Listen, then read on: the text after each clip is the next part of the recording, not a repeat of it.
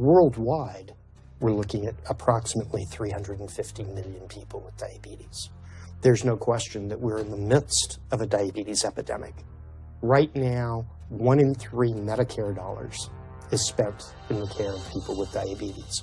1 in 10 total healthcare dollars is spent on people with diabetes. There's no question that this is a major problem.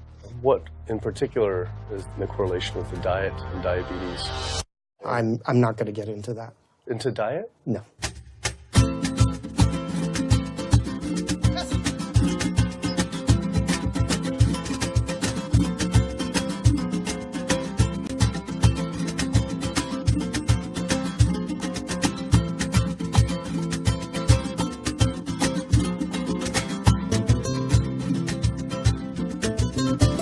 My name's Kip. I'm a filmmaker from San Francisco and I have a confession to make. I'm a recovering hypochondriac. Like so many of us, I have a family history of diabetes, heart disease, and cancer. My dad had his first heart bypass at 49, his second at age 50. My grandpa died young from diabetes complications, and both my other grandpa and grandma died of cancer. I was always paranoid that I would also get one of these diseases. Like any good hypochondriac, WebMD Symptoms Checker was essentially my browser's homepage. Even in my teens, I took Metamucil every day and a daily aspirin. I read all the latest self-diagnosis books, I ate every multivitamin I could get my hands on, and I was obsessed with bodily functions. I followed all the large health organizations' recommendations for preventing disease. I exercise regularly, don't smoke, don't drink soda, get enough sleep, reduce stress, and grew up eating what I thought was a healthy diet. Until...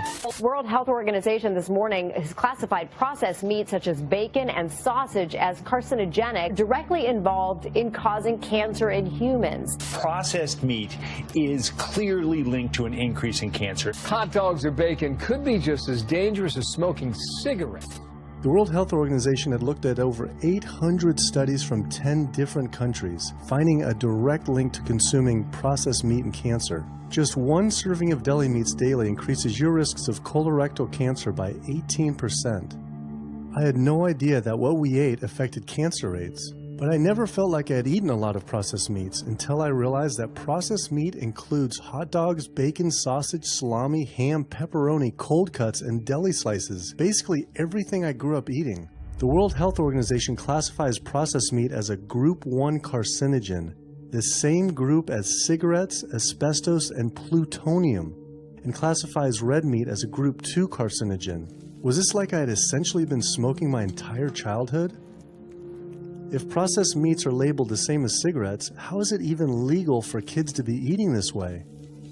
I thought this was new information, but many of these studies have been around for 50 years. I couldn't believe I'd been eating processed meats virtually my entire life and was just now finding out how dangerous they are.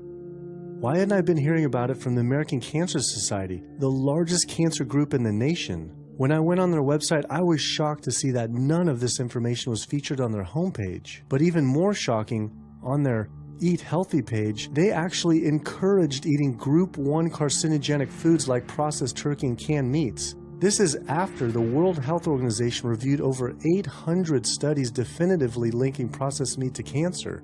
Thank you for calling your American Cancer Society. My name is Sam. I'm a cancer information specialist. How may I help you today? Hi, I was calling because I was wondering why you all recommend people to eat processed meat on your website, which the World Health Organization has classified as a Group 1 carcinogen, which is in the same class as tobacco smoking, asbestos, and plutonium. This would be like a lung association having a how to roll your own cigarette section on their website. It's kind of the same thing. But let me just place you on a brief hold because He wasn't able to answer my questions and said someone would get back with me. I had always been concerned about cancer because both my grandma and grandpa died of cancer. I wondered if things would have been different had they known the link between diet and this terrible disease. In the US, 1 out of every 4 deaths is from cancer. Oh, sweet. American Cancer Society rep confirmed an interview this week. So we just went in for the interview with the American Cancer Society rep, and the security guard said there's no interview scheduled. So I went into my phone, and it turns out last night, after I told her that the interview is going to be about the correlation between diet and cancer, she said she could no longer do the interview. After repeated emails asking why she was declining my interview to simply talk about diet and cancer, she stopped responding altogether. Why would an American Cancer Society rep not want to talk about this? I was, however, able to connect with a growing movement of doctors who are willing to talk about the link between the standard American diet and disease. And it goes beyond just cancer. I took my old trusty van, Super Blue, once again out on the road. 2/3 of adults are now overweight or obese, and we have an epidemic cascade of debilitating disease that's overcoming the country. There's no way we can sustain the current style of care with the epidemic that we're creating with our diet and lifestyle choices. The diabetes, the arthritis, the heart disease, the dementia, the obesity, the cancers are affecting about 70% of deaths. All the data is that those 70% of deaths and morbidity are largely lifestyle related and preventable. Most kids by age 10 in the U.S. already have fatty streaks in their arteries, the first stage of atherosclerosis leading to heart attacks, strokes. Here in American medicine, we operate from the disease model. We are in the business of treating sick people. We are not in the business of trying to prevent people from becoming sick. When you look at chronic disease risk, all the things that we walk around worrying about, actually dietary choices trump smoking when it comes to those risks. If I could deliver one message to the researchers who are looking for the cause of diabetes and the cause of clogged arteries and the cause of high blood pressure and the cause of obesity, I would tell them the answer's in 3 words. It's the food. It's what Americans are eating. Today, with 2/3 of Americans being overweight, clearly there's a food issue. In the next 25 years, 1 out of every 3 Americans will have diabetes. My name's Michael Abdallah. I'm from Atlanta, Georgia, and unfortunately I was diagnosed about 10 years ago with diabetes, and 8 years ago I had 2 stents put in. I don't know where to go, I don't know what to do, you're just like out of options and you don't know what to do. You're taking medicine, you listen to this doctor, and the cardiologist says take this, and the endocrinologist says take that, and then your general practitioner doctor says you don't know what's going on here. And it's a real challenging thing, and it's something that you don't want to get it. You just don't want to get it. Government and media almost exclusively blame lack of exercise and sugary foods as a cause of diabetes. But I wanted to talk with an actual expert on the role of diet and diabetes. I went to speak with premier physician, diabetes expert, and researcher, Dr. Neil Barnard. What role does sugar play in causing diabetes? It drives me crazy. Diabetes is not and never was caused by eating a high carbohydrate diet, and it's not caused by eating sugar. The cause of diabetes is a diet that builds up the amount of fat into the blood. I'm talking about a typical meat-based, animal-based diet. You can look into the muscle cells of the human body and you find that they're building up tiny particles of fat that's causing insulin resistance. What that means is the sugar that is naturally from the foods that you're eating can't get into the cells where it belongs. It builds up in the blood, and that's diabetes. I had never heard that meat was associated with causing diabetes. We had always been told that sugar or obesity caused it. Renowned weight loss bariatric surgeon Dr. Garth Davis, though, agreed. Everyone thinks that you get diabetic because of carbs. They did a huge study in that EPIC study, 500,000 people. Carbs consumption was inversely related with diabetes. In other words, the more carbs someone ate, the less diabetes they had. But meat was strongly correlated. Get that aha moment. The starches, the carbs are good for you. They're not bad for you. This idea that carbs make you fat is utterly ridiculous. Carbs cannot make you fat in and of themselves. We have storage in our muscles and in our liver for carbs called glycogen. So when we eat carbs, we either store it or we burn it. Now, eat fat, that goes straight to your fat. Your body can't turn those carbs into fat unless you're really overdoing the calories. Obesity, it's a death sentence. You're at much higher risk of getting cancer. You're almost certainly going to get diabetes. I mean, no one wants to fat shame, and we all want everybody to be comfortable with our bodies, but this movement to be comfortable with our bodies has made us comfortable with being sick, and that's a huge problem. I go into the hospital and I look around me, people on dialysis, all these sick people, and just about every disease in there is because of what people are eating. Here's the thing. If I eat a sugary cookie, The sugar lures you in like the Trojan horse, but waiting inside that cookie is a huge load of butter or shortening, and that's what fattens you up, and that's the part that leads to the diabetes. It's the fatty foods, not really so much the sugar. It's not that sugar is good for you. There's no nutrients in it. It's excess calories. But when you eat sugar, you don't get inflammation right away. When you eat sugar, you're not getting plaques forming in your vessels. When you're eating sugar, your body's going to store most of it as glycogen or burn it as calories. And so this focus on sugar has taken all the focus off meat, dairy, eggs, pork, turkey, chicken. People need to understand, you know, if their child gets diabetes, you've just taken 19 years off their lifespan. We're talking life and death.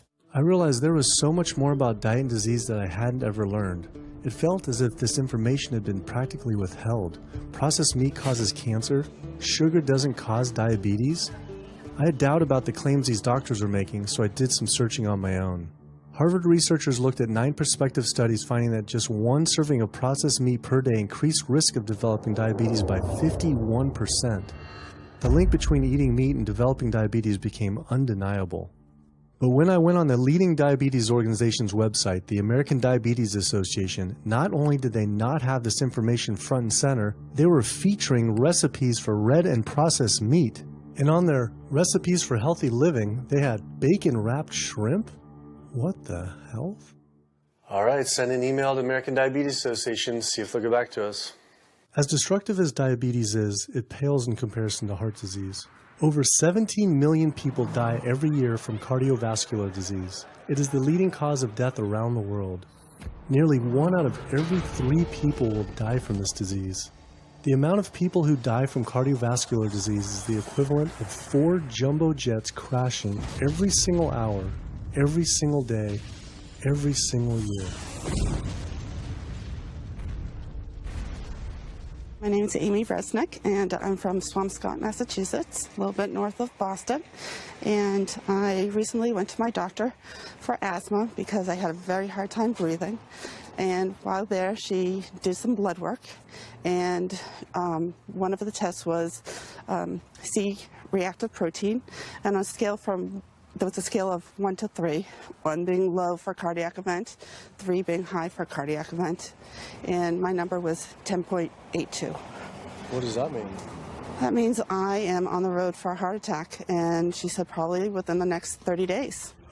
30 days? 30 days, if I'm going the way I was going. I take this for my heart arrhythmia, take this for pain, oxycodone for pain, and lorazepam for stress, cyclobenzaprine for a muscle relaxer, also take Topamax and Prozac, and I also use a CPAP machine to help me breathe, and my asthma has been so bad this past year, I use it during the day as well to get some air. I am tired when I wake up, I'm tired during the day, I take a nap, I'm still tired, I can't breathe, and I know I need to make a change for my health, or else I'm not going to be here for my family. When we speak of heart disease, I would say the role of alcohol is pretty small. The role of sugar is very small too. Smoking is big, but the good news is that most people have quit or never did smoke. The problem with animal-based diet, its contribution to heart disease is huge and it is pervasive. All this expensive imaging, procedures, bypasses, medication, none of which has one solitary single thing to do with the causation of the illness. So you die of a completely benign, foodborne illness that never had its causation treated. When we eat these kind of dead meat bacteria toxins, within minutes, you get this burst of inflammation within your system such that you basically paralyze your arteries. You get this stiffening of the arteries, their inability to relax normally in half. So it's not like decades down the road eating unhealthy, there'll be some damage. No, we're talking damage right then and there within minutes of it going into our mouth. Many people are given the diagnosis of Alzheimer's disease when it's not true Alzheimer's at all. The vast majority of people suffer dementia due to their tiny blood vessels in their brain clogging up and their nerve cells being shortchanged of oxygenated blood. And guess where that blood vessel dementia comes from? Those little tiny arteries are clogging up from that steady stream of fat, cholesterol, etc. It's really quite clear from the standpoint of cancer and the standpoint of cardiovascular disease that animal protein plays an enormous role. Is chicken better? It's a question of whether you want to be shot or hung. The flesh food that I would eliminate from the American diet would be poultry, would be turkey and chicken. A brilliant advertising campaign has convinced people that, oh, it's white meat, it's healthier. The leading source of sodium in the American diet for adult is chicken. It can be labeled all natural chicken, but be injected with the salt water, I think up to 800 milligrams of sodium. Heterocyclic amines are clear-cut carcinogens, and they can form in any kind of meat as it's heated, as it's cooked. But by far the biggest source is chicken. We sent researchers into fast food and family restaurants. Not only were there carcinogens in every single restaurant, but we found them in every single chicken sample that we took. If somebody brings their family in and they're buying a bucket of chicken, nobody tells them that there are carcinogens. If you're selling carcinogens to people, you've got to warn them that they're in there. But the American Cancer Society encourages people to switch from red and processed meat to chicken. Why would the American Cancer Society tell people to switch from eating one carcinogenic food to another when a Harvard University study showed that men with prostate cancer who eat large amounts of chicken increase their risk of the disease progressing 4 times? The #1 dietary source in America of cholesterol is chicken because of the volume of chicken. You know, chicken's become grilled chicken and organic chicken. It's machismo, but it has nearly as much cholesterol per gram as red beef. So just on sheer volume, it's the #1 source. Yeah, eggs being close behind. I never really thought about eggs much. I just thought of them as a standard part of a healthy diet. But then I found a study suggesting that eating just 1 egg a day can be as bad as smoking 5 cigarettes per day for life expectancy. The yolk of a hen's egg is the most concentrated glom of saturated fat and cholesterol. It is made to run a baby chicken for 21 days with no outside energy. It is pure fat and cholesterol. And when we put that into our bloodstream, it coats our red blood cells. Our blood gets thicker and more viscous. It changes our hormone levels. It raises our cholesterol levels. There's nothing healthy about eating the yolk of the egg. But I thought cholesterol and saturated fat wasn't an issue anymore. You know, these saturated fat studies that have come out trying to vindicate saturated fat, this is a campaign by the dairy industry, right? #1 source of saturated fat is dairy. It's not meat. 2008, the global dairy industry got together at a meeting and explicitly, read their agenda, was to neutralize the negative impact of milk fat by regulators and medical professionals, unquote. So what did they do? They funded studies. The main study that started the whole saturated fat media craze was funded by the National Dairy Council. The egg industry similarly funds studies that confuse consumers by making claims that eggs don't negatively affect heart function. That is, only when compared to eating a McDonald's sausage McMuffin? So what they're really saying is that eating eggs is just as bad as eating a McMuffin.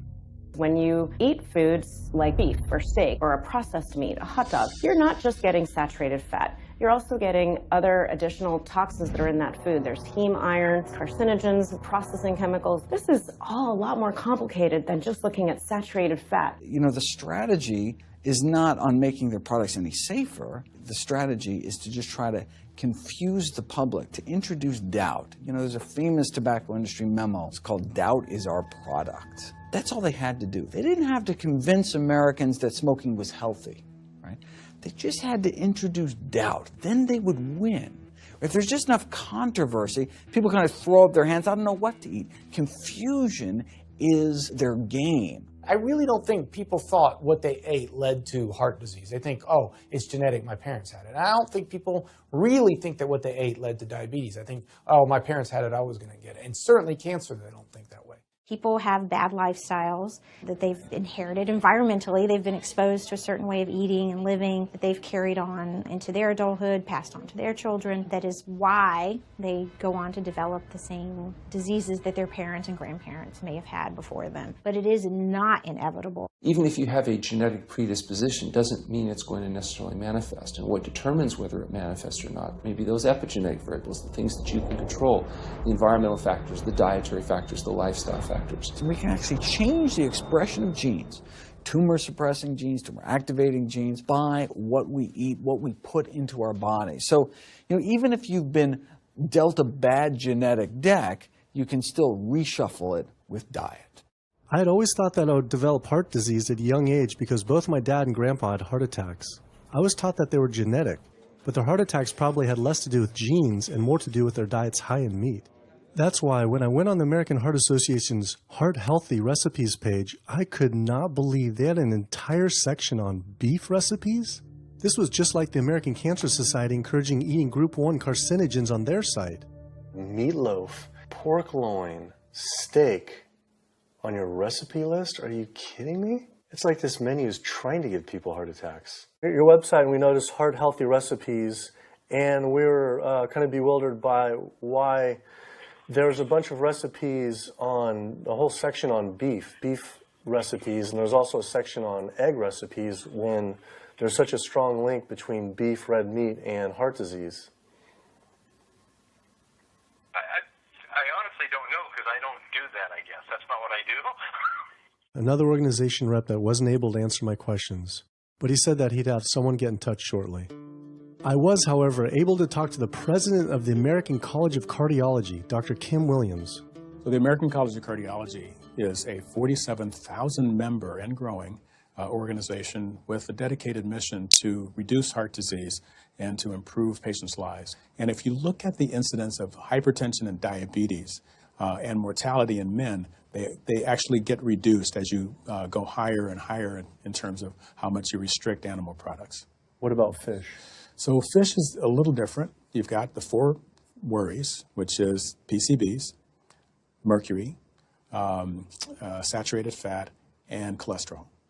And the cholesterol is all over the place. You can hit tuna in water, that'll be almost less than a glass of milk, to salmon or tilapia, which is higher than a pork chop. If you look objectively at fish, what you find is they've become essentially mercury sponges. And that's why in many parts of the country they warn you, don't have more than so many of these fish a week because it's getting too much mercury can kill you. Fish are eaten by bigger fish who are eaten by bigger fish, and these pesticides and herbicides bioaccumulate in the fish flesh. And the big fish, including the salmon, which people think is the healthiest fish, truth is the amount of pesticides and herbicides in the flesh of these fish are shocking, and they have estrogenic and cancer-promoting properties in them. They'll say, well, but don't sardines have less concentration of toxic waste product than other ones?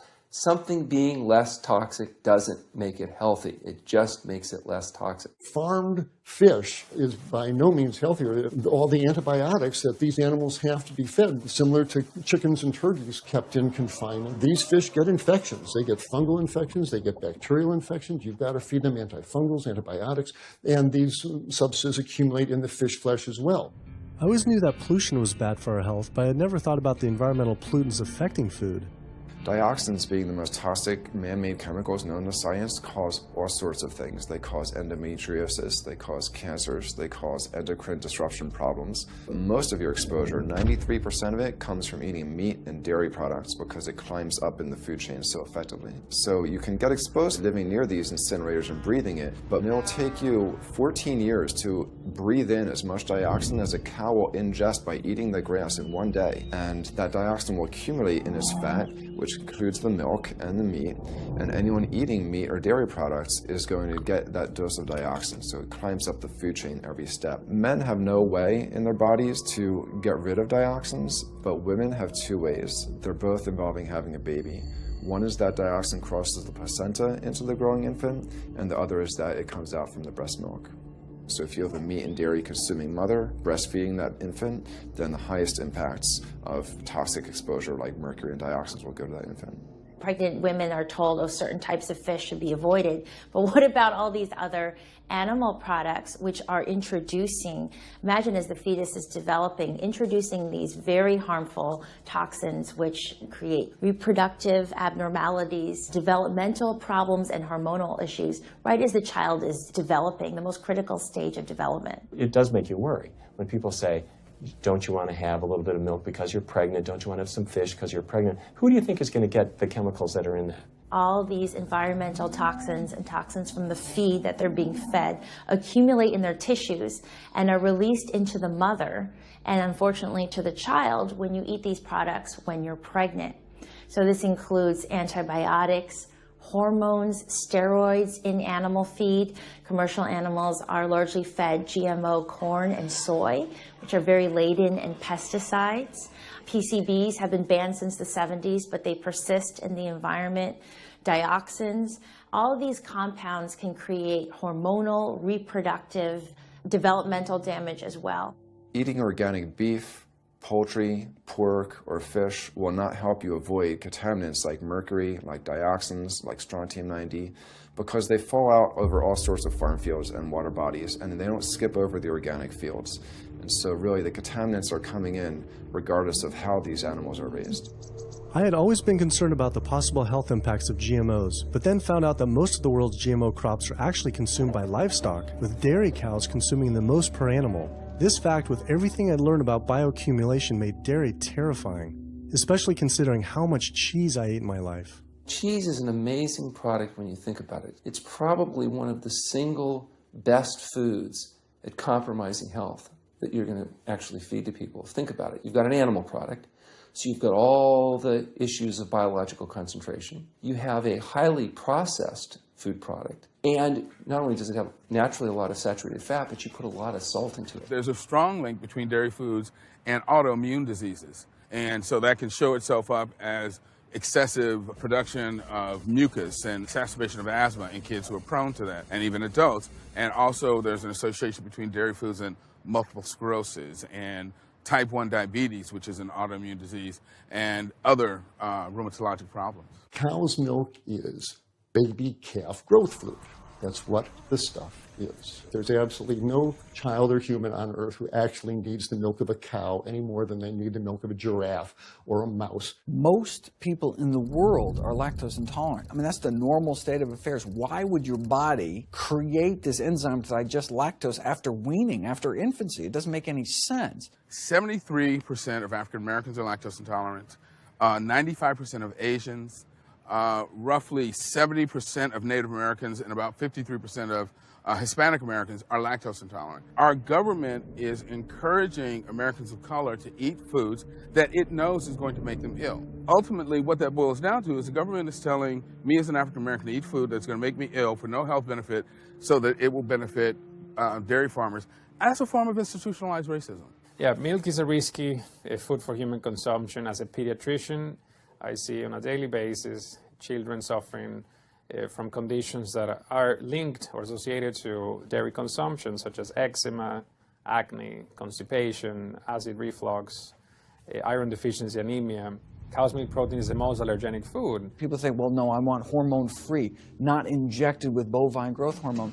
But milk is this hormonal fluid, so it's just packed with sex hormones and natural sex steroid hormones like estrogen, progesterone. In fact, doesn't matter if it's conventional milk, doesn't matter if it's organic milk. Milk without hormones, that's an oxymoron. Organic dairy has just as much saturated fat and cholesterol and galactose and all the things that you don't want as conventional dairy. Dairy products in general have a lot of other products associated with it, not the least of which is pus. I mean, they actually have laws limiting how much pus you can actually have in a milk and still sell it. I believe it's like 750,000 pus cells per cc. Because, I mean, you wouldn't want too much pus, and it would be like pure pus. People might object. In fact, you could think of cheese as kind of coagulated cow pus, if you would. But I was always told that we need milk for strong bones. I'm Jane Chapman, and not too long ago, finally got some x-rays of the hips and back. Severe bilateral osteoarthritis of the hips. And actually, I'm scheduled for 2 hip replacements. That's bone on bone. It's the grinding of the joints. My stability is scary. I hold on to the walls if I'm at home. I've been told to use a walker. I'm only 61. This is not how you're supposed to live when you're this old. I have a really hard time believing that that's all that's left. Researchers have studied bone development in kids and whether they get stress fractures and that kind of thing. And the kids who drink the most milk have 0 protection. Milk does not build strong bones. Harvard researchers have looked at a large group of older women. Over an 18-year period, the milk drinkers had 0 protection from fractures. So this old notion that somehow milk is going to build strong bones or protect your bones later in life, it's a myth. People that drink milk have higher rates of hip fractures, have more cancer, and live shorter lives. It turns out that countries with the highest dairy consumption also have the highest rates of osteoporosis, so clearly drinking more milk doesn't protect your bones. Doing more research, I found that dairy was linked to many different types of cancer as well. Just like many of us, I thought that the majority of cancer was due to genes, but only 5 to 10% of cancer is actually genetic. Any cancer is caused by a DNA mutation, but that's not enough. So that can cause that first cancer cell, but one cancer cell never killed anyone. 2 cancer cells never killed anyone. But 1 billion cancer cells, now we're running into problems. So we need to reduce the growth factors in our body, like IGF-1. Insulin-like growth factor 1 is this cancer-promoting growth hormone involved in every stage of cancer cell growth and spread and metastases. Any animal protein boosts the level of IGF-1. Dairy products increases your risk for various forms of cancer, especially those related to your hormones. So breast cancer, prostate cancer, ovarian cancer. So this is not a product, even in its most pure state, you want to be consuming because it does come with risk. I found out that dairy can increase a man's chance of getting prostate cancer by 34%. And for women who've had breast cancer, just 1 serving of whole dairy a day can increase their chance of dying from the disease 49%, and dying from anything 64%. Why weren't breast cancer sites like Susan G. Komen warning everyone about this? For calling Susan G. Komen, this is Jocelyn. How may I help you? So we're wondering why you don't have a huge warning about the dangers of consuming dairy on your website when there's a direct link to breast cancer. There was a study published in the Journal of the National Cancer Institute that found out women consuming dairy who has had breast cancer increases their risk of dying of breast cancer 49%. I was wondering why it's not on your website. We cannot answer these types of questions. Once again, another health organization rep saying someone else would have to answer my question. Rather than risk being stood up again, I went straight to the local Susan G. Komen chapter to see if they would answer my questions.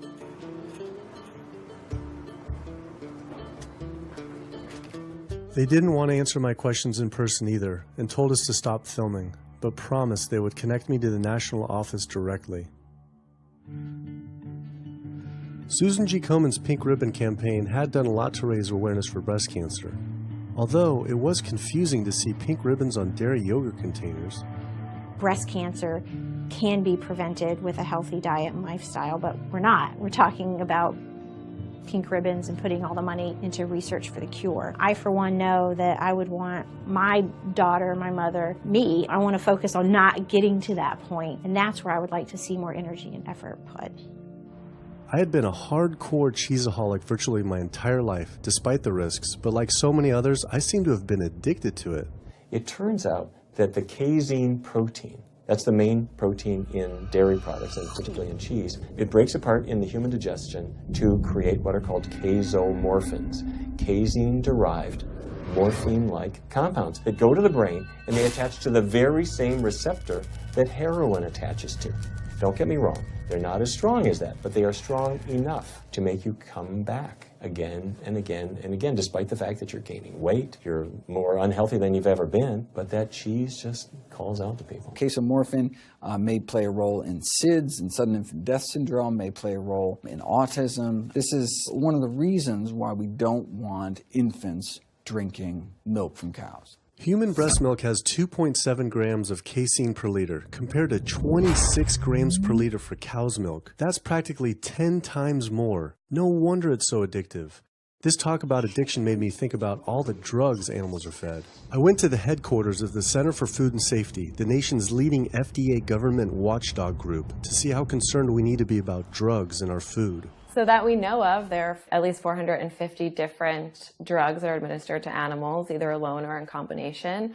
These drugs are given to animals for a variety of reasons, very, very few of which are actually beneficial to consumer health. We've got drug companies that work real hard to make sure they can sell lots of drugs to people raising cows, pigs, and chickens. The pharmaceutical industry sells 80% of all the antibiotics that it makes in the United States to animal agriculture. Antibiotic residues are found in meat, other antimicrobials are found in meat, there's been ractopamine found in meat, there's been hormones found in meat. So right there you're talking about 4 different drugs that could be, in the same piece of meat.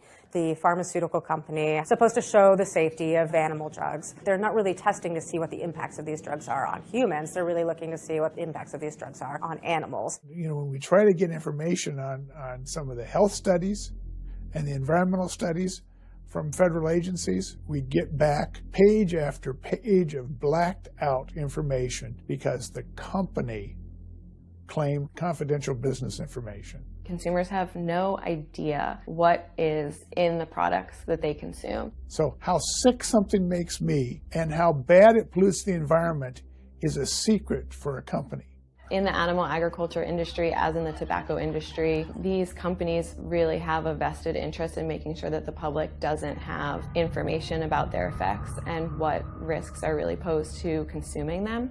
Have this system where animals are living in their own waste. They're living next to animals that are sick or even dead, and they're stuck in cages with these animals. The bacteria tends to spread, so that the pathogens that are being created in these filthy conditions are breeding resistance to antibiotics, and the public are becoming exposed to those. We already have people dying from salmonella and other things that you eat. We have about 3,000 people die every year in the United States. That's more than the number of people that were killed in 9/11 in the Twin Towers in New York. If we had some terrorist organization killing 3,000 people a year, we would be all over it. The antibiotic-resistant bacteria deaths that we have, on top of that, you get 20,000 people dying a year. That's 7 9/11s every year.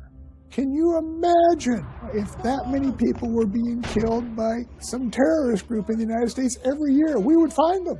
You know, the World Health Organization has said we're nearing a post-antibiotic era in medicine. You'll be at risk in minor surgeries to have a fatal infection. You'll be at risk going to the dentist if you have a tooth extracted. Or it'll be like Civil War medicine. You get an infection in your leg and you cut your leg off. So you have this very dangerous situation. By crowding these animals in, they become a perfect engine for generating a new flu virus that can come out into the community. If you lived near a swine spray field, not even the CAFO, but the waste disposal field, you were 3 times more likely to have a MRSA infection. You can't see how it impacts the average person's life in Duplin County, North Carolina, and not be a little upset about it.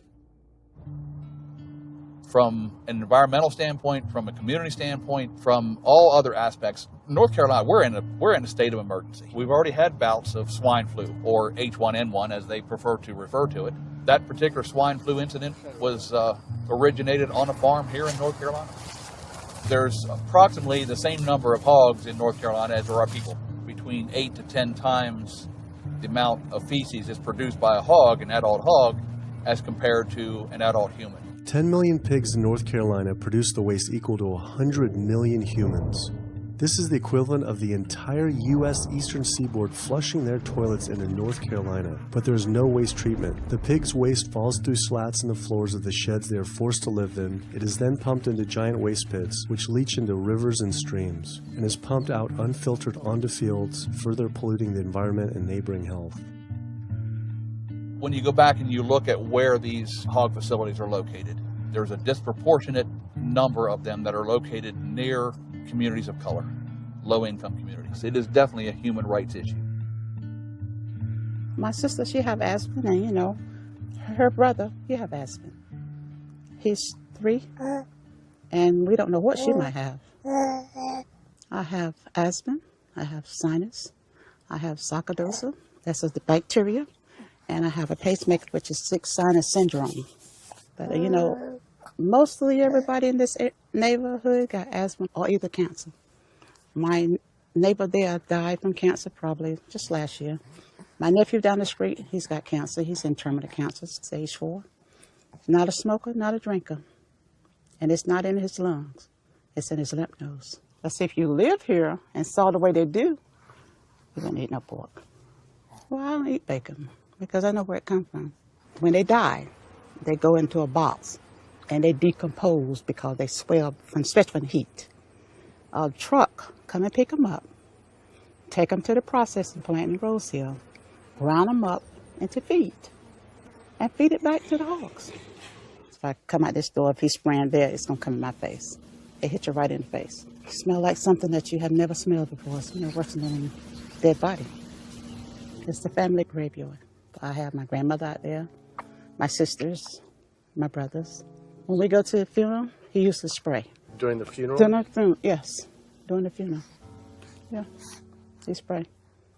And when the people come, everybody be closing their nose up, saying how it stinks. They can want to have a cookout on Sunday, he'll spray. Do you think he does it on purpose? I think so. Because he just sprays Sunday. He always sprays Sunday.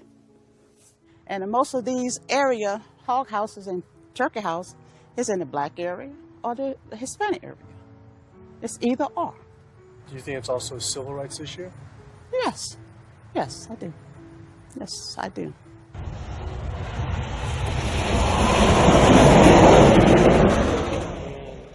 There have been times in the past that I have gotten ready on the Sunday, gotten ready to go to church and come out, and the smell was so strong that I had to go back and regroup because it got in my clothes and I just couldn't go to church smelling like hogs, you know. I just couldn't do it. So I don't think the government cares.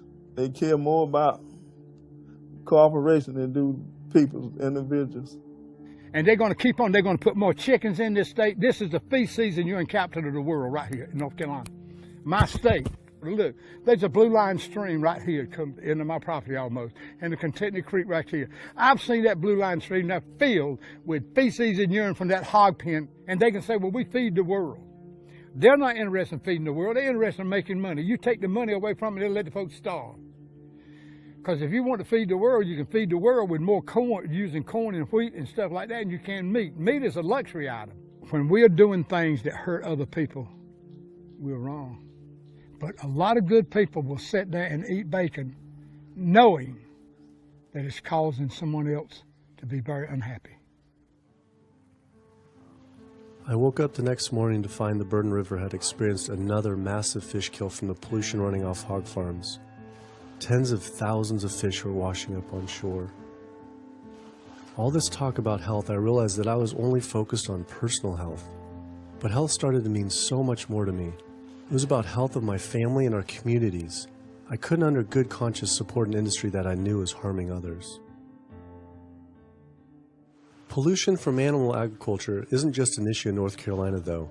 Raising animals for food produces more greenhouse gases than the entire transportation sector. It is a leading cause of rainforest destruction, species extinction, ocean dead zones, and freshwater consumption.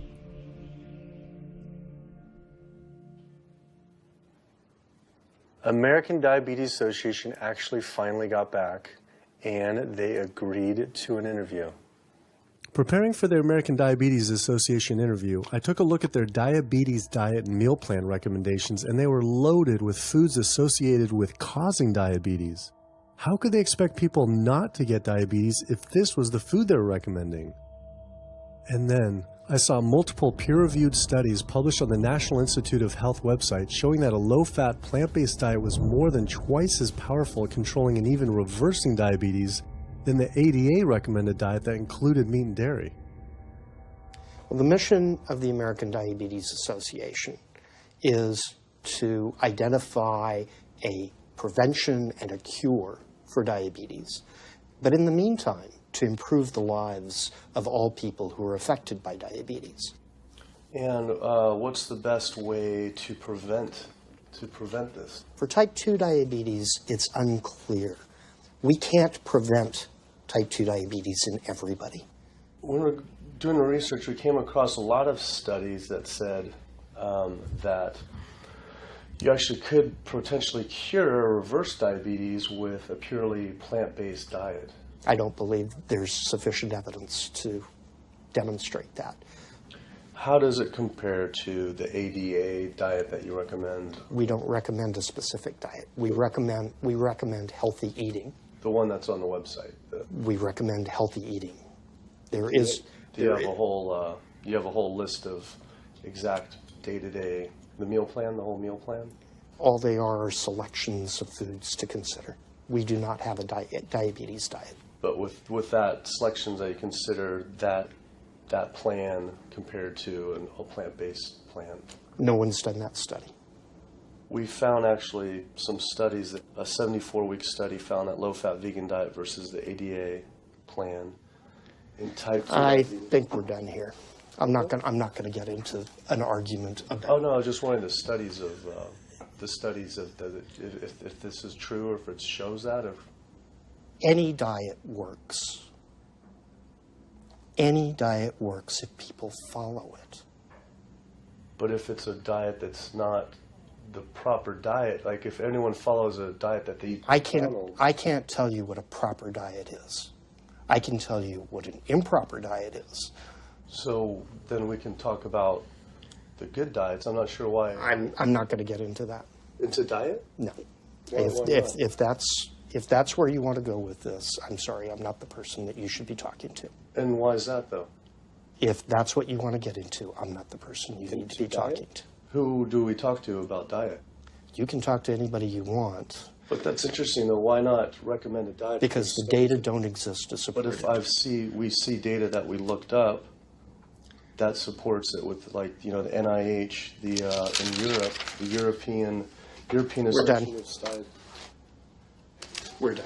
I'm sorry. I'm not going to get into that argument with you. No, it's not an argument. I'm not going to get into the argument. Why is it an argument? It's just talking about in European study of diabetes and other places that have studies why.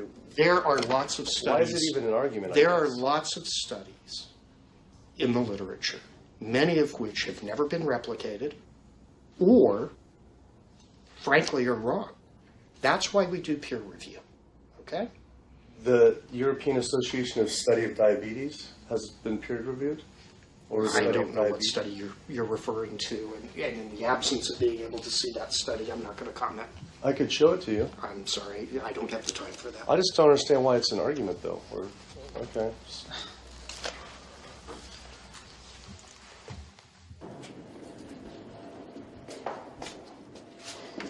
That was interesting. What he wanted to talk about was people living longer with diabetes. But once you mention eliminating diabetes or prevention, oh, whoa, now you cross the line. Prevention and cure, whoa, let's not go there. Not only did Dr. Ratner, the chief medical officer of the American Diabetes Association, not want to talk about diet, but the fact that he had such an emotional reaction to my question made it feel I was digging into something that he didn't want uncovered. I had always thought there was no prevention for type 1 diabetes, but then I did research and came across countless studies referencing the link between exposure to dairy at a young age and type 1 diabetes. I mean, this is a food made for baby cows. Cow milk protein gets into the bloodstream, and the body says, hey, this isn't supposed to be in the bloodstream. It makes antibodies to the cow milk protein, which then attack the pancreas and destroy the pancreas. How is this possible that ADA wouldn't have this forefront on their website? Why wouldn't they be warning all parents about this, even if there were only a slight chance? Why were they recommending people to actually eat these foods linked to diabetes? It seemed all of the large health organizations were encouraging people to eat the very foods linked to the diseases they're supposed to be fighting against. American Heart Association promoting beef, American Cancer Society promoting processed meat, pink ribbons on dairy products, and bacon-wrapped shrimp on American Diabetes Association. And then it all came together. What if?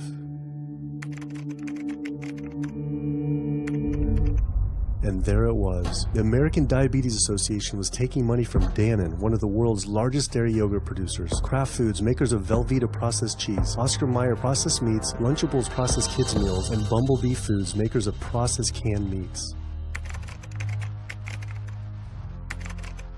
American Cancer Society was taking money from Tyson, one of the world's largest meat producers, and Yum Brand, owner of Pizza Hut, KFC, and Taco Bell. Susan G. Komen was supposed to be fighting breast cancer, was corporate partnering with KFC, Dietz Watson Processed Meats, and Yoplait Yogurt. And the American Heart Association was probably the most disturbing of all, taking hundreds of thousands of dollars from the beef industry, poultry, and dairy producers, and millions from fast food and processed food manufacturers. Every single one of these organizations was taking money from meat and dairy companies that are associated with the causes of these diseases. This would be like the American Lung Association taking money from the tobacco industry.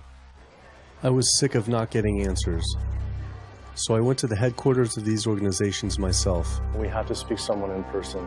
There's millions of people dying from the foods that they're recommending people to eat. I wanted to find out why Susan G. Komen had accepted $35 million from Yoplait when their products can increase a woman's chance of dying from breast cancer 49%. And ask American Cancer Society if taking money from KFC and Tyson was the reason they promote eating meat. but every one of these organizations declined to be interviewed.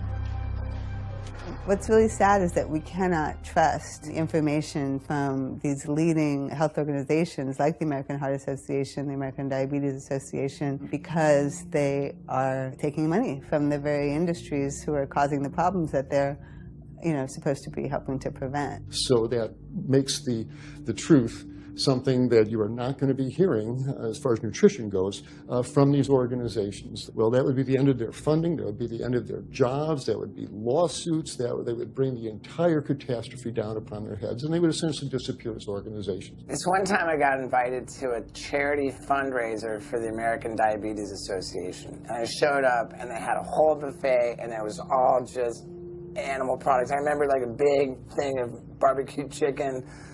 And I was like, I stormed out. I said, like, serving chicken at a diabetes event is like serving alcohol at an AA meeting. It just doesn't make sense. We had scheduled to film an interview with a prominent surgeon, but before we could get inside the building, the hospital's media relations manager stopped us. Actually, I understand that Dr. said that you could film here today, but unfortunately that's not going to be able to happen. I know that he advocates for patients changing their diets, but the hospital makes money off these surgeries, and the reality is he does too. So we can't do anything that's going to negatively impact the hospital, so unfortunately you're not going to be able to film here today. I was sickened by how open she was about the hospital being more interested in profits than people's health. But it wasn't just this hospital or these organizations. Even the U.S. government is involved too. Every 5 years, the U.S. Department of Agriculture creates dietary guidelines for Americans. The committee who writes these guidelines has been made up of individuals who have received money from McDonald's, the National Dairy Council, the American Meat Institute, the National Dairy Board, the National Livestock and Meat Board, the American Egg Board, Dannon, candy and sugar companies, Coca-Cola, and Anheuser, just to name a few, which means we are getting our dietary recommendations from the very industries that are killing us. And when the USDA, makes a pyramid or a power plate every 5 years for the American public, they're going to guarantee that on that plate are going to be foods which, when consumed, will result in millions of Americans perishing. The USDA, which is supposed to be protecting us, has two missions. It's supposed to protect us, and it's supposed to protect the producer. And guess what? When those two come head to head, they usually choose the producer. In internal documents uncovered by Dr. Greger, the USDA admitted that eggs cannot legally be called nutritious, low-fat, part of a balanced diet, low-calorie, healthful, healthy, can't say it's good for you, or even safe. Yet they still promote these products to the American people through federal checkoff programs. If you ask somebody if they've heard of a checkoff program, the odds are they haven't, although daily they are seeing the messaging that these programs produce. So checkoff programs are responsible for the messages that we see on TV, on the internet, on bus billboards and magazines that say things like, milk, it does a body good, or milk life, beef, it's what's for dinner, pork, be inspired, the incredible edible egg. The dairy checkoff program gave $12 million to Domino's to just market cheese-heavy products. And this is the USDA, this is the government. If you've seen those ads for the Pizza Hut pizza, the stuffed crust, or a pound of cheese, those are all government advertising schemes for the industry. How can we put more cheese on beef? How can we put more milk in a coffee? Things like that to just drive consumption of these just unbelievably unhealthful products. So McDonald's, for instance, has 6 people staffed full-time, according to records we found, whose salaries are paid for by this government program, but funded by the producers who are regulated by it. And these 6 people sit there at McDonald's headquarters and just come up with ideas. Triple cheese decker, McCheese muffin stuffed bacon cheese slider? With extra cheese? Nice. Yes. You don't think of it on a day-to-day basis that these are government programs. The Wendy's bacon double cheeseburger, government program. The steak fajita at Dunkin' Donuts, government program. You would just never think that this just pure garbage from a food standpoint is coming from a federally funded program. That's one of the things that makes checkoffs so incredibly creepy, is that it is our government telling us, eat more beef, drink more milk, eat more cheese, eat more pork. One of the very effective ways that the dairy industry promotes its products is to reach children. because kids are impressionable, they're going to be consumers for their entire lives, and you might as well get them while they're young. So dairy spends at least $50 million promoting its products in public schools throughout the country with posters with people with milk mustaches and messages like milk, it does a body good, or milk life.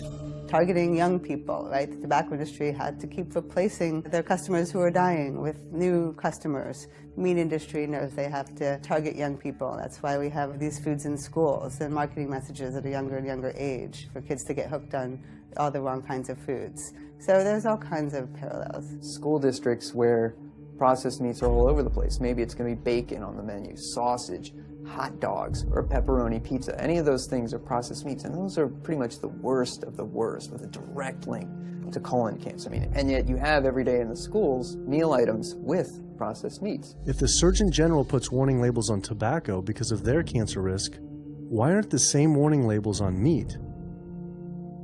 Based on the publicly available data, we know they spend at least $557 million promoting their goods through checkoff programs. We know that they spend at least $138 million lobbying Congress. We expect that they spend a good deal more than that in figures that simply aren't publicly disclosed. The industry's lobbying power is so strong that they can create laws and push through legislation that doesn't benefit Americans in any way, such as ag-gag laws that criminalize whistleblowing or photographing abuses by this industry. Activists in the U.S. can be charged as terrorists for disrupting the profits of any business that uses animals under the Animal Enterprise Terrorism Act, to the even more ridiculous ones like cheeseburger laws.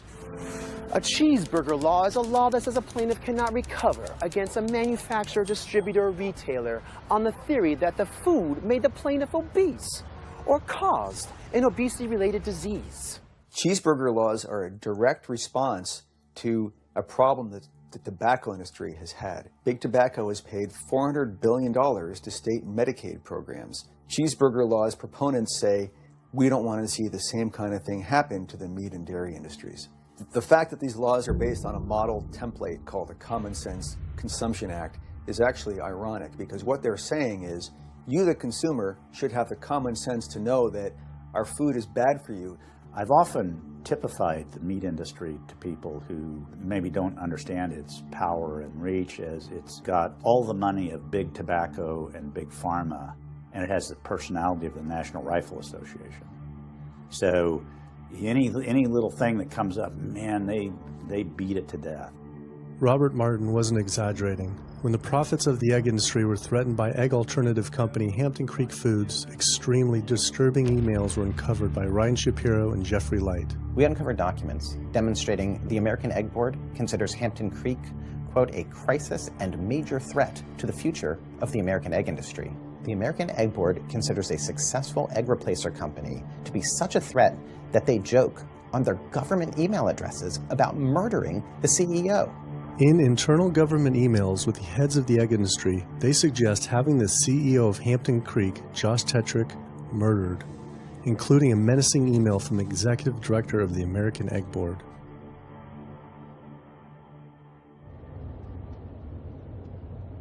The meat producers don't have to pay for the heart disease or the environmental destruction or any of the other externalities, as economists call them, that their products cause. You know, then there's the whole pharmaceutical aspect of it, and the fact that there's a very strong pharmaceutical industry and lobby that has a huge stake in preserving the status quo. And these chronic diseases, these are the cash cows of the pharmaceutical industry. You have a $5 billion stent industry. Do they ever want to see that go away? We've got a $35 billion statin drug industry. Do they ever want to see that go away? I'm talking about the pharmaceutical industry effectively controls what doctors are told. Most research isn't put into prevention, it's put into the medication that we might use for that particular disease.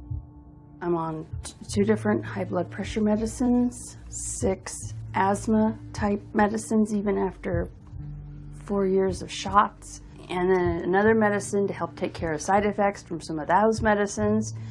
I'm on high-level antidepressants, a couple of different pain meds for my back and hips.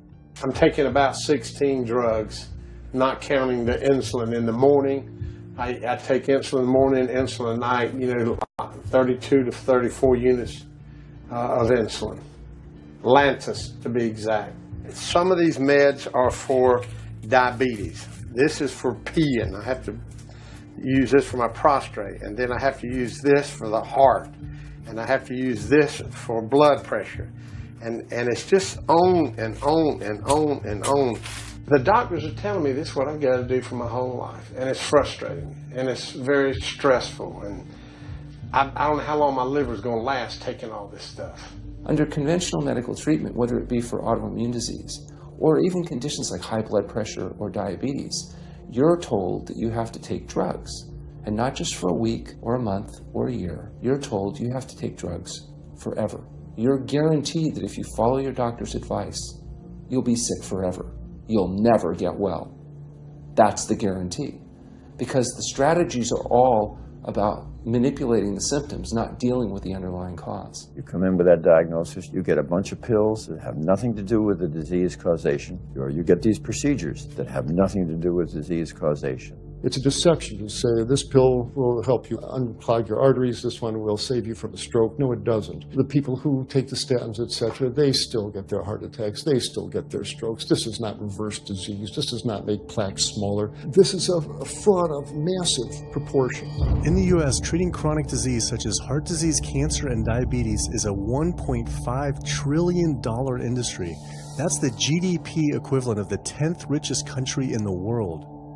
I went back and dug deeper into the health organization's funding, and there it was again.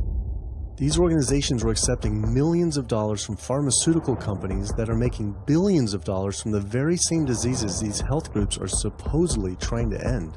It seemed like a major conflict of interest, unless ending these diseases isn't really the goal. The pharmaceutical industry spends more money on lobbying than any other single industry. Just like animal agriculture, they are so powerful they write their own laws that have had activists imprisoned to silence them. Government's in bed with anyone that gives them the most money, which is the pharmaceutical industry, which is the animal ag industries. Like, they are pumping the government full of money and resources, and in return the government's giving them what they want: subsidies, imprisoning activists that go against them. And I think it's quite telling that these industries are working so hard and spending so much money to criminalize people for simply taking a picture, for simply recording what's going on inside of these facilities and making it known to the public. They're behind walls. They're underground. They're in these secret facilities that no one knows about. But if they did, they would be shocked and outraged. And I think people would not want to think that their pharmaceuticals, that their food are coming from these places. And that's why I think the ag laws are what they are, is because they are trying to silence people into not speaking out and not showing the truth. I finally realized how deep the collusion truly is between government and these industries, and how dangerous it could be to expose them. These concerns intensified after meeting the USDA whistleblower who revealed mad cow disease in the U.S. meat supply. USDA operates like the military. So when I got on TV and that, right away USDA sent out memos to all the veterinarians and food inspectors. If anybody from the media ever contacts you, do not talk to them. Refer them to Washington, D.C., and we will talk to them. So right away, shut up everybody. American public should be very concerned about this, what's going on with USDA. Here in the United States, we have at least 4 cases of mad cow disease, but I'm almost positive there's more cases than that, but the government isn't looking for it. So what you're saying is that there could be already mad cow disease in humans. Right, and I think a lot of it was misdiagnosed. With the Alzheimer's or dementia, it takes several years, you see the progression, but to make it easier, these doctors just sign off on it as dementia or Alzheimer's without actually taking a biopsy of the brain to see if it's that, or is it actually a prion disease like Creutzfeldt-Jakob disease or mad cow disease. Do you think it's safe to eat meat? I personally don't think it's safe to eat it because of the fact how the line speeds are increasing, and also our inspectors are not well trained enough. At the present time, the line speed now is going about 220 cows an hour. That gives you about somewhere around 4 cows per minute, so that's 15 seconds per cow. These dangerous slaughter speeds means that animal waste ends up everywhere. Testing shows 88% of pork chops are contaminated with fecal bacteria, 90% of ground beef, and 95% of chicken breast sample contain animal waste bacteria. There is nothing clean about eating this way. But it just isn't waste, it's also pus-filled infections. You can see there's a bump or some kind of abscess underneath the hide. Most of the time when the hide's pulled off, Either that will open up the abscess and the pus will come out, or if it's deep-seated, when the inspectors are doing their work or the company employees, they might stick their knife into an abscess and it explodes all over the place. I had heard enough. I was utterly disgusted by the corruption, the greed, the disease, and the abuse I was learning about. The very animals we were killing us and the planet. But so many people eat meat and dairy every day of their lives, and we are so concerned about getting enough protein. Do we have to eat meat to get complete protein? Oh my God. Oh my God. You want me to jump off this building, don't you? No. Well, first of all protein is made by plants. I'll state that again for the record. All protein is initially made by plants. All of it. And it is not necessary to eat animal tissue in order to get protein. Only plants have the ability to actually take nitrogen from the air, break those molecules apart, and incorporate that nitrogen into amino acids and then make protein. Any protein you get from an animal is simply recycled plant protein. If you ate a diet that was calorically adequate, and even things like brown rice and broccoli, and you got enough of it, you'd get enough both quantity and quality of protein. 2,000 calories of brown rice and broccoli is going to be about 80 grams of protein a day, including the essential amino acids that you need in order to maintain optimum health. I mean, grains are loaded with protein. Beans are loaded with protein. Vegetables are loaded with protein. You really want to get your protein from plants because plant proteins have a much more beneficial effect on our physiology. The funny thing about protein is most Americans get about twice the amount they need.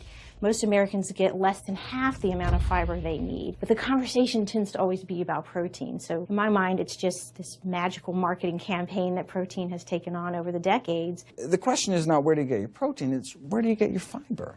I have never in my professional career seen a protein deficiency. I've never seen someone come in eating normal amounts of calories and they're protein deficient. You just don't see that. So human milk has the lowest protein content ever in any species ever tested. I mean, that's the fluid that's been designed by evolution over millions of years. And that's just like the perfect food for human babies, right? Perfect food, lowest protein content any other mammal. And so it gives a sense of kind of protein requirements for food. Anything. So then rat milk, ape milk, donkey milk, any milk has ever been tested. And you hear this a lot in bodybuilders. They're like, well, I need, chicken, or I need fish to be, to be strong, to build muscle tissue. That is utter nonsense. The largest, strongest terrestrial animals on the planet are all herbivores. The biggest, strongest animals are all herbivores. When we bring in people and they're on meaty diets and we transition them to a plant-based diet, we always track what they're eating. Their vitamin intake goes up. Their nutrition overall goes up, dramatically better. And these same people might worry in advance, will I get the nutrition that I need on a plant-based diet? The fact is, you're not getting the nutrition you need on a meat-based diet, and you're going to get dramatically better nutrition on a plant-based diet. For an average-sized guy like myself, I need about 56 grams of protein a day. That's optimum. Probably I really need 30 to 40 grams a day. Diets that are really high in these protein create diabetes, create heart disease, create cancer, create the diseases that I'm treating on a daily basis. But this is the opposite of what all the high-protein diet fads say. The food you eat determines the bacteria that live in your gut. Well, you eat animal flesh every day. You are summoning up bacteria that eat carnitine. And those bacteria will turn that carnitine into a molecule called trimethylamine. Your liver then turns that into trimethylamine oxide. That's a molecule from hell. That molecule drives cholesterol into the artery walls. And the people who are consuming this flesh-based diet are contributing to plaque building up. They may lose weight on this diet, and that's good. But what's happening inside your arteries, paleo friends? What's happening is that plaque is building up, and these are the folks who drop dead at the gym at 39. Boy, he was lean and he looked really good. But where is that cholesterol going? It's going into your artery walls.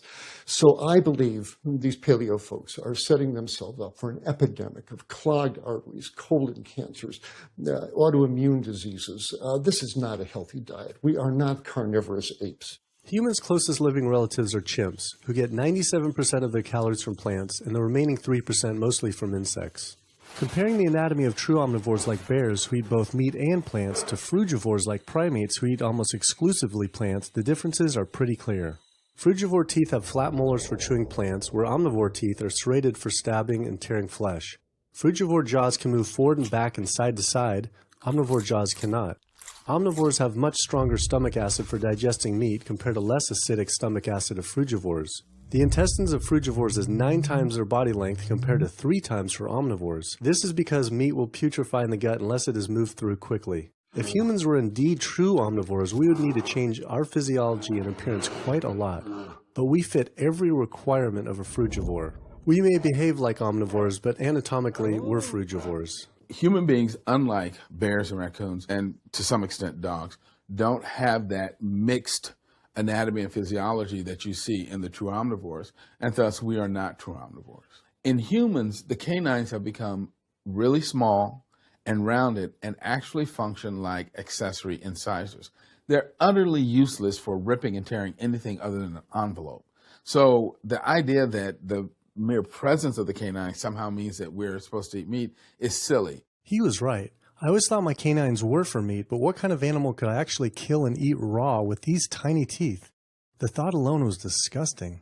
I mean, everybody loves a smoothie made with fruit and even some vegetables, but if you think about putting a fish or a piece of beef in a blender and grinding it up, the thought is absolutely repulsive. All these diseases I had learned about were from eating a diet our body wasn't designed for.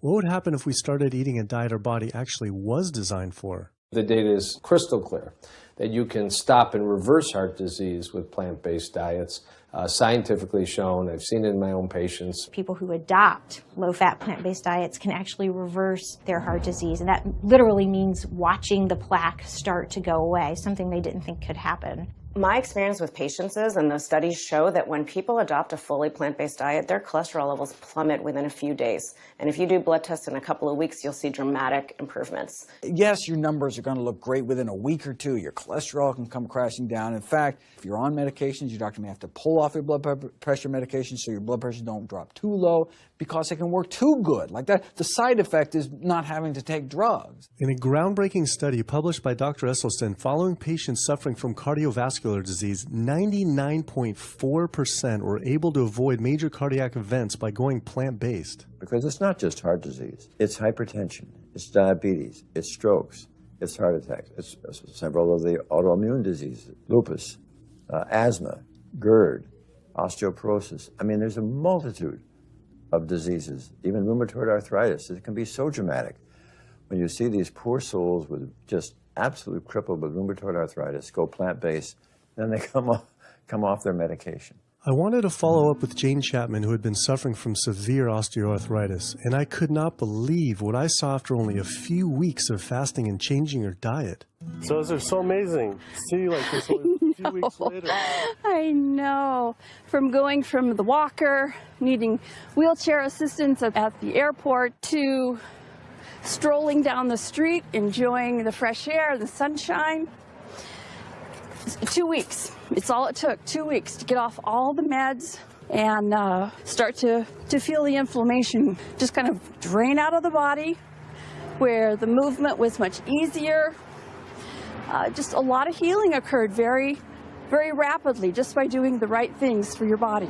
When you're treating diseases with drugs, you know, there's one drug you take for cholesterol, a different class of drugs you take for high blood pressure, different class of drugs you take for diabetes. But with diet, a plant-based diet affects all these diseases, one diet to kind of rule them all. The impacts of eating this way go far beyond ourselves. By getting rid of heart disease alone, we would save up to $48 trillion in the USA, 3 times the US GDP. Conditions like high blood pressure, you don't have to take the drugs the rest of your life and be sick forever. What you can do is live in such a way that it gives the body a chance to heal itself. We took 174 consecutive patients with high blood pressure, and 174 people were able to lower their blood pressure enough to eliminate the need for medication. For inflammatory bowel disease like Crohn's, the best remission rates ever achieved through a plant-based diet. MS, multiple sclerosis, the best results ever achieved compared to any medical, surgical, any kind of intervention was a plant-based diet. You can see that with every sequential reduction in animal products, people live longer, they have less heart disease, they have less cancer, they have less diabetes. You can actually take human cancer cells, you put them in a petri dish, and you can drip the blood of those eating vegan, get about 72% suppression in human prostate cancer cell growth in vitro. They wanted to try this again with women and breast cancer. So they said, let's see what a plant-based diet can do. After just 2 weeks, their bodies cleaned up. You drop their blood on the same carpet of cancer cells. You can clear off the whole plate. This is after just 2 weeks eating healthy, which raises the question, what kind of blood do we want in our bodies? My background is in industrial and systems engineering, and that was my career path for a long time until I got thyroid cancer, and everything changed from there. I decided that I wanted to try alternative methods and treatments rather than have surgery and have my thyroid removed, which meant I'd be on medication forever, and I didn't want that. I just started reading how a plant-based diet can heal the body, and it has worked for so many people. So I immediately just switched to a completely whole food plant-based diet. After a year, the cancer was completely gone, and my thyroid had shrunk to normal size, and I was completely free of that. This was tough to believe. Couldn't this all just be from eating healthier though, like no sugar? Turns out Dr. Walter Kempner from Duke University back in the 1940s was reversing some of our worst killer diseases with diet alone. And the diet he was using was not only strictly plant-based, but it was made up of white rice, fruit, and table sugar. And he was reversing diabetes, he was reversing malignant hypertension, reversing heart disease, the diabetic complications, reversing diabetic blindness. So these people basically had death sentences, went to him, and were given basically sugar, this horrible diet, but it was strictly plant-based. If this information had been around since the 1940s, why don't all doctors know this? We're not taught about the power of food in medical school. No one is taught that the changes that we make with our diet are probably the single most powerful thing we can do to determine our destiny. It trumps our genetics. Why isn't your doctor telling this?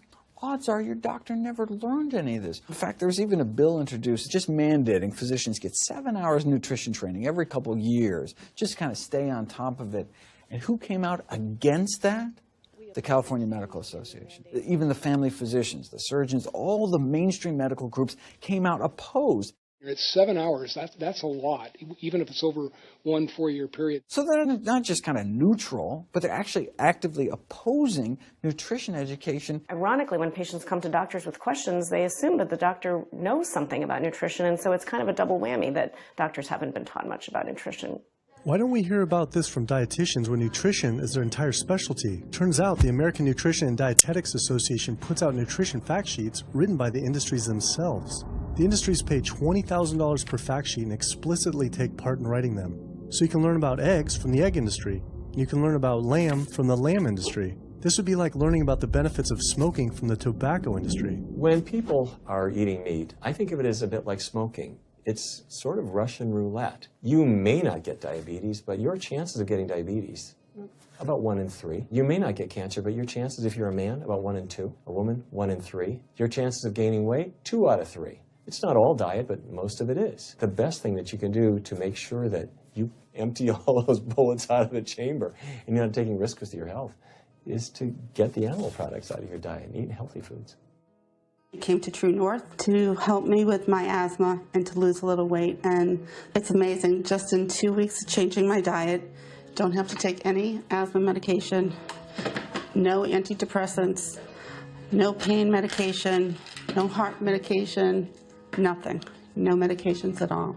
And it's just incredible. I was taking Oxy and Advil, and I was taking 800 milligrams of Motrin 3 times a day just to get through the day because I was in so much pain. And now, nothing. Wow. Nothing at all. 2 weeks. 2 weeks, So 14 days. All that medication, you're completely off. Completely off everything. It's just been so frustrating to me because I went to so many different doctors for help, and I tried so many different medications to help me with my asthma, and nothing helped, and I was stuck on the couch for the last 10 months, unable to breathe.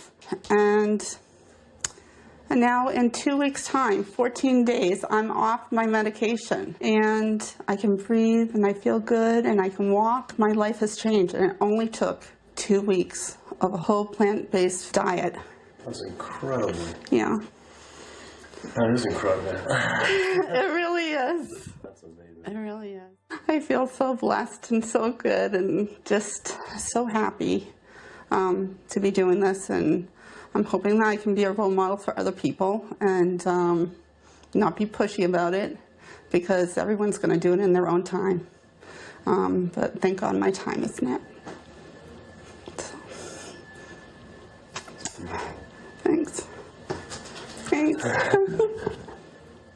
As powerful as Amy's story was, I knew for some, eating 100% plant-based would still seem extreme. I think there's this sense that everything's okay in moderation, right? But we haven't seen that moderation works. There really isn't a study that shows that by eating meat and eggs in moderation, you can actually turn your heart disease around and get better. But I know people who've given up meat and they felt sick. Yeah, it's unlikely that anybody's symptoms are caused by a dead, decaying flesh deficiency. The lack of highly processed animal food products in the diet is not going to be associated with the causal factor about why they're sick. There is going to be a reason why they're not feeling well, but that's not going to be one of them. So I've had people go vegan, and they come back to me, and they're like, I'm hypothyroid, and my doctor says I'm hypothyroid because plant-based diet makes you hypothyroid. I'm like, so what does your doctor tell all his meat eaters that are hypothyroid? Well, what's in animal flesh or dairy that you can't get in plant-based? Cholesterol, heterocyclic amines, E. coli. You know, if you think about it, there is nothing in an animal-based diet that you can't get in healthier form somewhere else. The only other vitamin is vitamin B12. It's not made by plants, not made by animals either, made by little microbes that blanket the earth. So because the way we live in a sanitized world, unless you're eating bacteria-contaminated foods, we need to get a source of B12 from somewhere. So the healthiest, cheapest, safest source is to get a vitamin B12 fortified food or vitamin B12 supplement, not to get it from meat and dairy. What about people who say they have to eat meat for their blood type or their genes? I mean, it's like I need meat because I'm a Capricorn, or I need meat because I have an A+ blood. I mean, it's like, what do you say? No one has to eat meat. I mean, there's no vitamin, mineral, nutrient that you can't get from non-animal sources. Valentine's Day, I decided to go vegan and give up all meat, which was never in my thoughts in a while, million years, but I've heard so much success from people that are vegan. And so I gave up all animal products whatsoever. I've lost 29 pounds. I've been able to cut my meds in half. I've been able to cut my insulin in half. And now I'm going for the moon. I'm going to cut it all out. In the last 6 weeks, we've just had 3 grandchildren. And my ugly face is going to be around to see them graduate from high school and college. I'm going to be here. My mission is to let everybody know you do not have to suffer from diabetes and cancer and heart disease because someone in your family had it or because the doctors are telling you this is what's going to happen. You can take charge of your health and have a positive outcome just like I did. The reason I'm so committed to this is, my grandmother had diabetes, and I didn't know what I know now about healing the body. And if I did, I feel like she could have lived at least a few years longer. And so it's in her honor that I do what I do. Because I could save someone else's grandmother, aunt, uncle, father from that,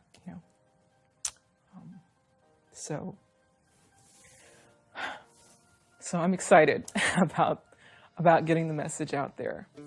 There's a common belief that eating plant-based is expensive. Not at all. It can be done in a very inexpensive way where you buy foods that are in season and you shop in the bulk bins, and that saves a lot of money. You can eliminate a lot of your expenses on your grocery bill by not buying meat and dairy because those things are expensive. Our meal plan for a family of 4 is $25 per person in the family. 2064 is your total. 2064, whoa. That's for an entire week of food. Really? An exploding movement of elite athletes are utilizing vegan diets to heal injuries, speed recovery times, and enhance their performance. Before I was vegan, I was only bench pressing 315 like 5 times. Then, after going vegan, I was doing 400, 425, 465, and I was like, oh my God, this is amazing. I'm vegan and I'm bench pressing 465 pounds. This is ridiculous. And as soon as I went vegan, tendinitis started disappearing. My strength in my right arm started coming back. High blood pressure was going down. You can't be strong and be dying on the inside. That's not strong. That's weak. That's really weak because yeah, you look big and strong on the outside. Yeah, big man. No, but your heart's crying for help on the inside. You're dying. I'm a professional parkour athlete, a two-time world freerunning champion, and more recently I got into Ninja Warrior where I'm captain of Team Europe as we won USA versus the world. For something like Ninja Warrior and parkour specifically, you really need to have a good strength to body weight ratio. So I was carrying mass that I really didn't need. And when I went vegan, you know, I lost 15, 20 pounds. I was more agile, I was more efficient, more stamina in my body. Just that extra bit of pop that I didn't have before, it just gave me that extra strength. So this is a very vibrant way to live. It can enhance you as an athlete. For me, 100% better athlete than I was before. It unlocked a whole new chapter of my training. The science is there, the health is there, the athletes are there proving that you don't need to eat dead animals to be strong, to be healthy. I started working out when I was 47 years old. All the muscles you see, I gained as vegan. I gained 15 pounds of muscles on my body, eating all plant-based vegan foods. All the aches and pains in my body, it just went away. Because I'm not ingesting so many inflaming foods, the acidic foods that animal products are. Gorillas, rhinos, and elephants, they all get their muscles and strength from eating plants. That's what I do. I travel all around the world for my surfing, and I've always been able to eat vegan. I feel like if you want something, you can make it happen. I just don't make any excuses. I would never not be vegan now that I know all the benefits and now that I know how it feels to be vegan. Every aspect of my life has been improved by adopting this lifestyle. I feel better, I perform better athletically, I sleep better, my energy with my kids is better, my focus at work is better, everything is better. My skin cleared up, kept myself trim for 9 years now doing this. All I can tell you is that I felt and I continue to feel better than I ever felt before. My friend Jason Lester and I were the first people to do this challenge called Epic 5, which entailed doing 5 Ironmans on 5 Hawaiian islands in under a week. An Ironman is a 2.4-mile swim followed by a 112-mile bike and then running a marathon, 26.2 miles after that. So we did 5 of those in a row on 5 different islands in a little under a week. Yeah. You almost die? Yeah. Where'd you die? So I guess the famous question, where did you get your protein and energy? From plants. Like so many people, I was looking for excuses not to change my diet. But once I finally did, I felt liberated. Within days, I could feel the blood running through my veins with a new vitality. Within weeks, I felt a transformation throughout my entire body and mind. Not only could I survive on a purely plant-based vegan diet, I could thrive. I felt amazing. I competed in my first marathon in 6 years, training half the amount and beat my personal record by 23 minutes. Less than a month later, I did my first full Ironman. Although I could possibly get away with eating a little bit of meat and dairy without ill effects to my personal health, I could no longer willingly support an industry I knew was causing so much suffering to communities, families, and all life on the planet. A whole new world opened up. I felt whole again, connected to a greater sense of what true health is, and where true health doesn't end with me, but begins with us. If people adopted a plant-based diet, the changes we would see in our individual health, in our national health situation, and in this physical environmental world we live in would be so profound. I mean, today, you can say, I'm not going to eat that stuff anymore. It's one thing that I can do myself personally to make a difference. It will give you a greater sense of well-being and happiness when you know that, one, you're not destroying your health every time you sit down to eat, you're not promoting cruelty, and you're not damaging the earth. I don't want my gains to be at the detriment of the planet of other things. And yet, I'm not weaker, I'm stronger. That's the beauty of it. When you're altruistic, when you make choices for the greater good of others, it comes around, it benefits me as well. It benefits us all. Studies show that we can not only survive, but we can thrive. I just feel this is a great way to live, not harming other beings when we can be healthy and happier. I love it. It's a great life. I never thought that I could feel this good at this age, and I just want everybody to feel this way. I feel like a 20-year-old. I'm almost 50. Nothing tastes as good as healthy feels, basically. And so the choices that we make every single day, day in and day out, around our food, has the capacity to bring us true health and optimal wellness, not just individually, but collectively, as a species and for our planet. We're not going to live forever, but while we are alive, we can live well. And for me as a doctor, that's what I want to see. Where there's a will, there is a way. And I believe that.